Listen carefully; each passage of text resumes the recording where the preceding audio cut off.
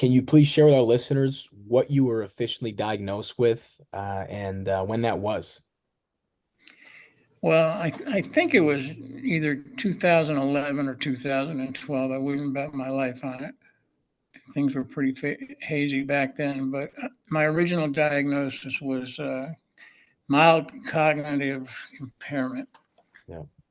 And the one thing I'd like to tell you about mild cognitive impairment is there's absolutely nothing that's mild about it. It's scary, it's frightening, it is debilitating.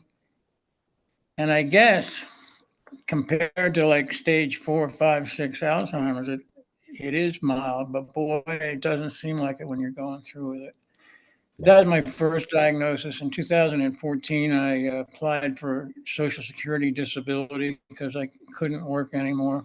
Yeah. I pretty much bankrupted a business that I'd had for 25 years, trying to run it with dementia.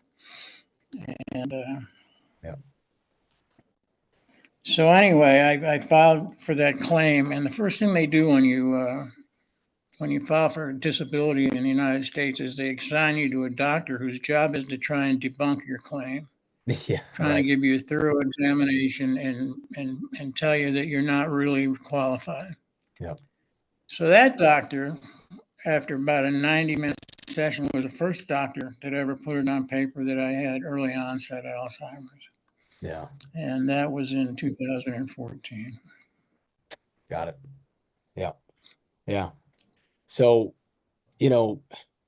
before the SSDI claim and you seeking out medical help, what were some of the symptoms that you could perceive you needed to get help about, Well,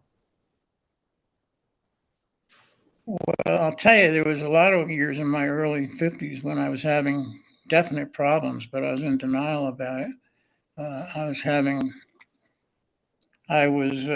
conversations that I didn't remember. Mm-hmm. And I thought employees of mine were making stuff up that I had said, taking advantage of me. Yeah. In 2001, we moved from the Caribbean we bought a house in Massachusetts, and my plan was to go to graduate school. I wanted to be a child psychologist.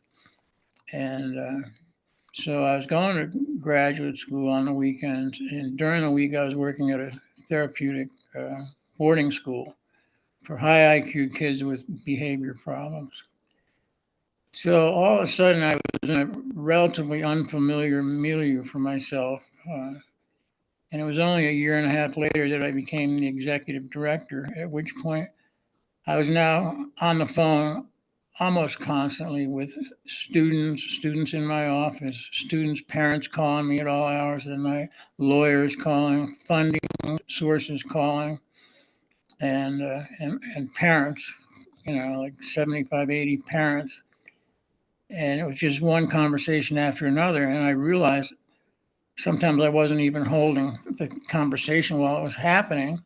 And I used to dread on Parents' Weekend when they would all show up on campus 3 times a week. And I would have to remember them all. So my first official move as executive director was everybody wears an ID badge on those weekends. Right. But that was when it started. And I just put it off to, I don't know what I put it off to. I put it off to stress, I guess. And yeah. But as far as going to be a child psychologist, I got all the way through my master's program up until I was in the middle of my last class. It was a grief class. Yeah. And it occurred to me, if I become a child psychiatrist, there's no way from week to week when I'm seeing clients that I'm going to remember what their story is. There's no way. Yeah. And I knew I could take notes, right? But I thought that would be really cheesy, and I didn't think it'd be fair to the kids. Yeah. So that was my first distinct, other than losing all my money before I went to the States. Yeah. Other than that, that was my first loss. First consequence I had for my memory, and it hurt because I really wanted to do it, and I thought I'd be really good at it. Right. So it started there, and it just kept getting worse and worse and worse. and Yeah. more embarrassed. I got to a point where I didn't like to go out anymore. Like I Yep. used to love to go sailing. I used to go sailing every weekend down the Caribbean. In 2006, we moved back to the Caribbean. I quit that job at the school, and I Yep. stopped going sailing because I didn't couldn't remember my way around a yacht. I just couldn't remember my way around it. I couldn't remember how to tie off a basic cleat on a sailboat. Wow. Wow. I stopped going to art shows because I knew I'd run into people that I wouldn't remember. Yeah. Uh, just kept getting worse and worse. And Yeah.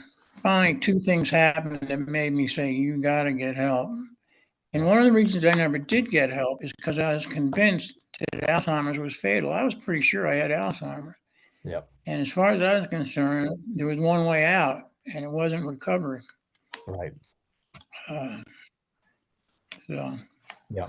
Yeah. I, so that was kind of it. I mean, I'll give you one story of when it really was bad. Yeah. It used to take me about 15 minutes to get out of my house in the morning to go to Yeah. work. I Yeah. couldn't find my phone, couldn't find my telephone, Yeah. couldn't find my keys.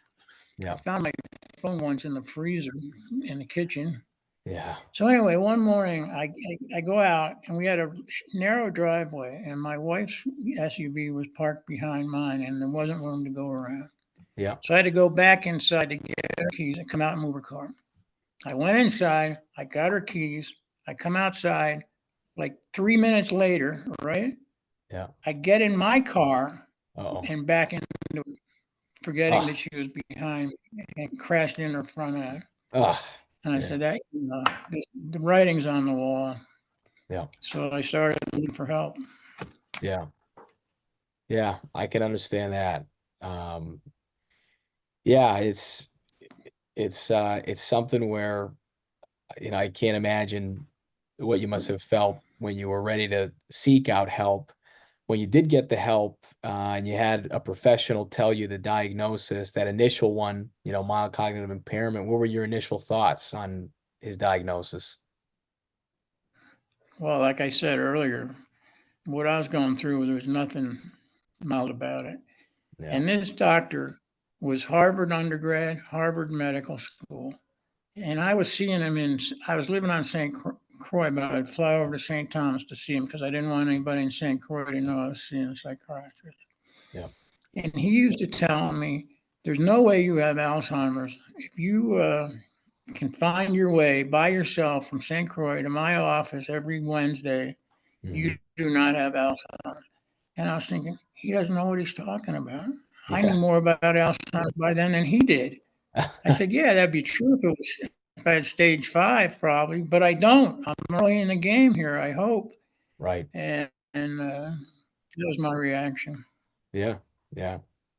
Yeah. So, It's amazing. It's amazing. Yeah, no, there is a lot of gradients, within that diagnosis, and you definitely, fortunately, you caught it early on, and then you find Dr. Bredesen. I mean, how did you get on to Dr. Bredesen and his work?